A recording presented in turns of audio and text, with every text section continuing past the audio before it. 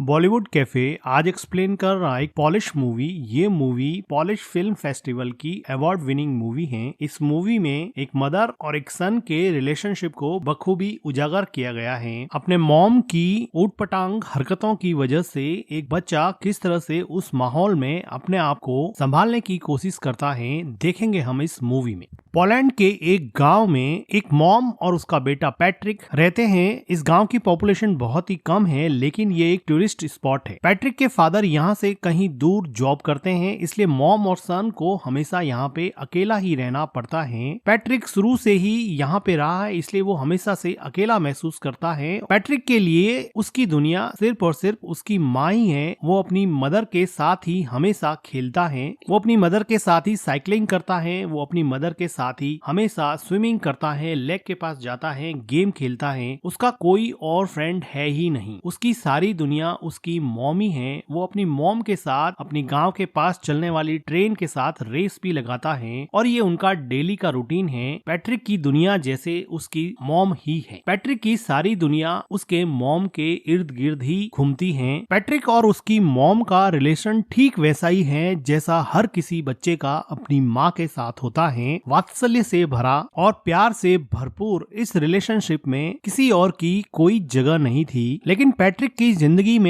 खलबली तब मच गई जब इस गांव में आसपास के सभी लोग समर वेकेशन की वजह से अपने बच्चों को लेकर पिकनिक मनाने आने लगे और अपना समर वेकेशन व्यतीत करने के लिए यहाँ पे रुकने लगे। पैट्रिक तो किसी से भी क्लोज यहाँ पे हो ही नहीं पाया, क्योंकि वो शुरू से ही अकेला रहा था। उसको किसी से फ्रेंडशिप करने में भी बहुत प्रॉब्लम होती है। लेकिन वो देखता है कि उसकी माँ अब रात को रोज घर से बाहर जाने लगी हैं। पैट्रिक ने शुरुआत में इन सब चीजों से कोई रिएक्ट नहीं किया। पैट्रिक की मॉम को रोज शाम को एक कॉल आता और वो पैट्रिक को घर में अकेला छोड़ के ही चली जाती। पैट्रिक काफी देर तक इंतजार करता। कभी उसकी मॉम रात को घर लौटती नहीं थी और कभी देर रात को लौटती थी। वो थोड़ा सा टाइम पैट्रिक के साथ स्पेंड करती थी, लेकिन पैट्रिक को कल का बहाना देकर कि कल मैं तुम्हारे साथ पूरा दिन व्यतीत करूंगी और पैट्रिक को अकेला छोड़ देती थी। धीरे धीरे पैट्रिक अकेलेपन की वजह से एंजाइटी और डिप्रेशन का शिकार होने लगा।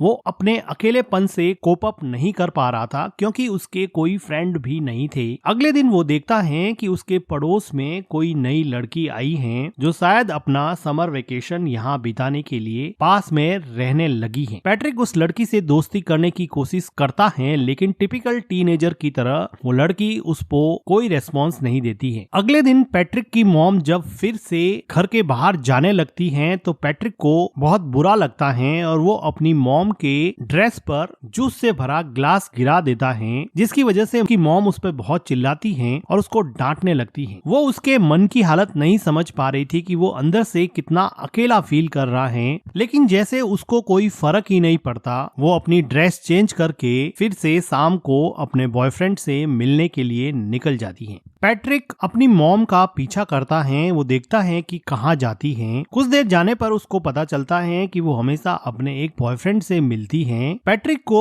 अपनी मॉम के पीछे जाते समय एक हिरण का बच्चा दिखता है जो अकेला सड़क पर घूम रहा था। ये डायरेक्टर का मेटाफर है कि किस तरह से हिरण के बच्चे को भी उसकी माँ ने अकेला छोड़ दिया है और वो इस सुनसान से जंगल में अकेला घूम रहा है, जैसे कि पैट्रिक भी अपनी माँ के बिना इस पूरे गांव में पूरे समर वेकेशन में अकेला पड़ गया है। पैट्रिक को हिरण के बच्चे को देख के जैसे कुछ सांत्वना मिली और वो अगले दिन नए दोस्त बनाने के लिए तैयार हो गया। वो पास में आई लड़की माइका से बात करने लगा और थोड़ी देर एक दूसरे से बात करने के बाद में वो दोनों एक दूसरे के दोस्त बन गए। माइका बताती है कि उसके पेरेंट्स का डिवोर्स हो चुका है। वो खुद भी बहुत अकेला महसूस करती है। अब माइका और पैट्रिक में काफी दोस्ती हो जाती है और अब पैट्रिक वो सारी एक्टिविटीज जो अपनी माँ के साथ किया करता था, साइकिलिंग करना, स्विमिंग करना और लेक के पास बैठ के टाइम स्पेंड करना, ये सारी चीजें अब वो माइका के साथ करने लगा। उसको माइका के साथ अब मजा आने लगा और अब वो अपने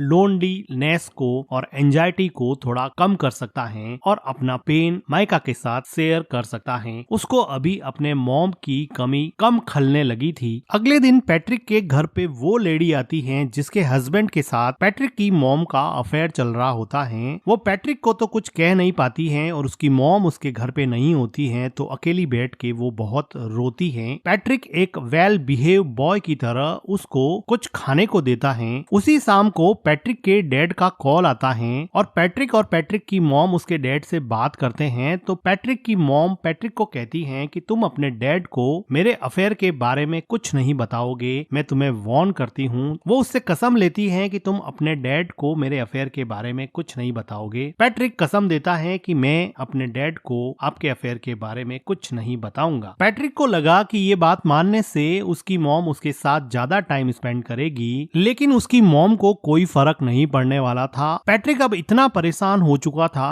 कि वो मेन डोर की कीज भी छुपाने लगा। वो अपनी मॉम को जाने से रोकने लगा, लेकिन उसकी मॉम उसको मार के उससे लड़ झगड़ के भी अपने बॉयफ्रेंड से मिलने जाती थी। पैट्रिक चाहे अकेला बैठ के कितना भी परेशान हो, उसको जैसे कोई फर्क ही नहीं पड़ता। पैट्रिक के लिए अब एकमात्र सहारा उसकी नई नई दोस्त माइका थी, जिसके साथ वो काफी टाइम स्पेंड किया करता था और यहाँ के पिकनिक स्पॉट लेक में स्विम करता और वहाँ पर गेम खेलता। लेकिन उसकी ये खुशी ज्यादा दिन चलने वाली नहीं थी, क्योंकि माइका को यहाँ पर एक उनकी उम्र से काफी बड़ा लड़का परेशान कर रहा था। ऐसा लग रहा था कि माइका इस लड़के से बहुत डरती है। पैट्रिक इतना छोटा था कि इस गैंग से माइका को बचाने के लिए वो कुछ भी नहीं कर पाया, लेकिन उसको मन ही मन बहुत हर्ट हुआ, क्योंकि वो लड़का माइका को वार्न कर रहा था कि तुम इस लड़के से नहीं मिलोगी, तुम सिर्फ मेरे से ही मिलोगी। उसी रात को पैट्रिक अपनी मॉम का जब पीछा कर रहा था तो वो देखता है कि माइका और वो बड़ा लड़का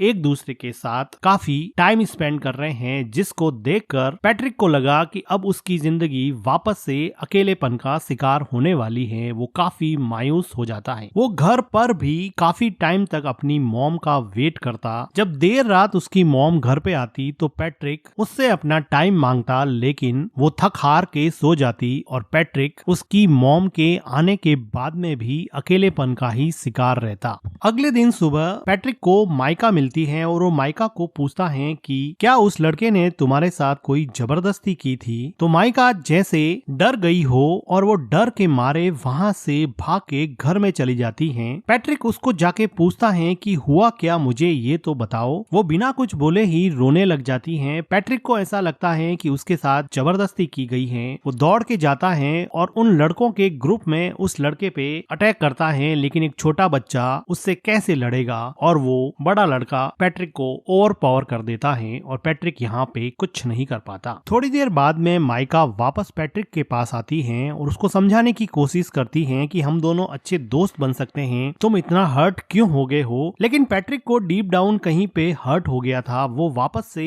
माइका से बात ही नहीं करना चाहता था, क्योंकि वो ऑलरेडी अपनी मॉम से बहुत ज्यादा हर्ट था और जब माइका ने भी उसे हर्ट किया तो वो इमोशनली वायलेंट हो गया और वो अपने इमोशन को कंट्रोल नहीं कर पा रहा था। अपने गुस्से को, अपने फ्रस्ट्रेशन को माइका के ऊपर निकाल दिया और माइका को उल्टा सीधा बोला, जिसकी वजह से अब माइका को वापस हर्ट हुआ और अब माइका वहाँ से चली जाती है। पैट्रिक को बिल्कुल समझ में नहीं आ रहा था, क्योंकि वो छोटा सा बच्चा था, उसको समझ नहीं आ रहा था कि इन सब सिचुएशन से कैसे निकले। उसकी मॉम उसको बिल्कुल भी सपोर्ट नहीं करती थी, ना उसको गाइड करती थी। उसके आसपास कोई भी पेरेंटल गाइडेंस नहीं होने की वजह से वो अपनी ही दुनिया में जो उसको समझ में आता वो करता जाता और उसके अंदर अनस्पोकन इमोशंस का एक ऐसा गुब्बार बना जिसकी वजह से वो बुरी तरह से फ्रस्ट्रेट हो गया। उसी रात को पैट्रिक की माँ घर पे रोती हुई आती है। ऐसा लग रहा था कि उसके बॉयफ्रेंड के साथ उसका झगड़ा हुआ है या फिर ब्रेकअप हो गया है। पैट्रिक की मॉम काफी दिनों तक उदास रहती हैं, लेकिन पैट्रिक अपनी मॉम को अपने पास में देख के काफी खुश रहने लगा है। वो अपनी मॉम की काफी केयर करता है। एक रात अचानक उसके डैड वापस लौट आते हैं और दोनों के लिए बहुत सारे गिफ्ट लाते हैं। पैट्रिक को अब लगा कि अब उसका समर वेकेशन बहुत अच्छे से निकलेगा, क्योंकि उसके डैड ने उससे प्रॉमिस किया था कि मैं समर वेकेशन तुम्हारा साथ में बिताऊंगा। अभी एक अच्छी फैमिली की तरह खूब अच्छा टाइम स्पेंड करते हैं और पैट्रिक अपने मॉम और डैड को एक साथ देख के बहुत खुश होता है और उसका लोनलीनेस जैसे धीरे धीरे गायब होने लगा था। उसकी एंजाइटी कम होने लगी थी।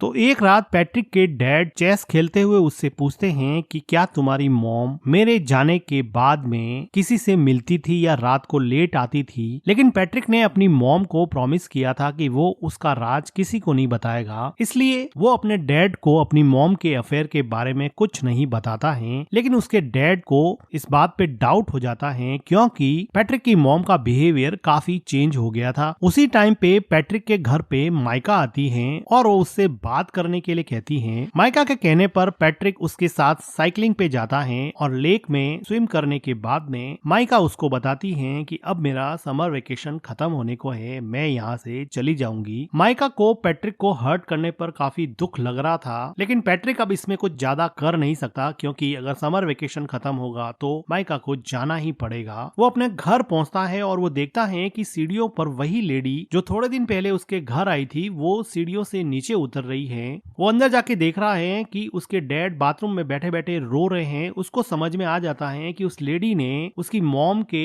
अफेयर के बारे में उसके डैड को बता दिया है, क्योंकि उस लेडी के हस्बैंड के साथ ही उसकी मॉम का अफेयर चल रहा था। तो इस बात से दुखी होके उसके डैड ने अब ये डिसाइड किया है कि अब वो यहाँ नहीं रहेंगे और वापस जॉब करने चले जाएंगे और शायद कभी वापस नहीं आएंगे। पैट्रिक की मॉम पैट्रिक के डैड को समझाने की कोशिश करती है, लेकिन जब आप रिश्तों की बुनियाद विश्वास को ही हिला देते हैं, ट्रस्ट को ही खत्म कर देते हैं, तो किसी भी इंसान को रोकना लगभग नामुमकिन सा हो जाता है। पैट्रिक के डैड अब यहाँ से चले जाते हैं। समर वेकेशन खत्म हो जाता है। अब पैट्रिक को स्कूल जाना होता है। पैट्रिक की मॉम पैट्रिक को तैयार करके स्कूल छोड़ने जाती हैं। वो दोनों सड़क पर चल रहे हैं, दोनों एक दूसरे से बात भी नहीं कर रहे हैं। पैट्रिक को अपनी मॉम पे बहुत गुस्सा है क्योंकि उसकी मॉम की वजह से उसके डैड उसको छोड़ के चले गए। उसके सेल्फिश बिहेवियर की वजह से वो किसी से घुल मिल नहीं पाया। वो मेंटली इतना ब्लॉक हो गया कि दूसरे बच्चों से बात भी नहीं कर पाता था और ना ही उसको अपनी मॉम का